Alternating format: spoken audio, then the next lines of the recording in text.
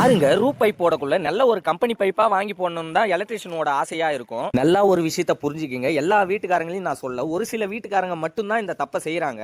நாங்க ஒரு கம்பெனி பைப்பை சொன்னா அவங்க ஒரு கம்பெனி பைப்பை வாங்கி வந்து கொடுத்துடுறாங்க. இதனால என்ன ஆகும்னா ஜல்லி போடக்குள்ள பைப்பு நசுங்கி உள்ள சிமெண்ட் எல்லாம் இறங்கிடுங்க. செப்டிக் ஆகி ஃபிட்டிங் ஆயிடும். அதுக்கப்புறம் ஸ்ப்ரிங் தள்ளி ஒயர் இழுக்கக்குள்ள சீலிங்ல அங்கங்க பிட்டு பிட்டா உடைச்சு ஒயர் இழுக்கிற மாதிரி இருக்கும். அதுக்கப்புறம் நீங்க தாங்க டச் அப் பார்க்கணும். இந்த மாதிரி பைப்பு பிளாக் ஆயிடுச்சுன்னா ஒயர் இழுக்கக்குள்ள எல்லா எலக்ட்ரிஷியனுமே டென்ஷன் ஆக தான் செய்வாங்க. அந்த கோவத்தெல்லாம் குறைச்சுன்னு நாங்க வேலையை முடிச்சு தாங்க கொடுக்குறோம். லோ குவாலிட்டில எலக்ட்ரிக்கல் ரூப் பைப்பை கொடுத்துட்டு பினோலக்ஸ் கம்பெனி பேரையே கெடுத்துட்டாங்க. எலக்ட்ரிஷியன் நண்பர்களுக்கு எல்லாம் தெரியும் பினோலக்ஸ் கம்பெனில எலக்ட்ரிக்கல் ரூப் பைப்பு குவாலிட்டி 3-4 இருக்குன்னு. இதை ஏன் நான் சொல்றேன்னா தெரியாதவங்க தெரிஞ்சுக்கிங்க.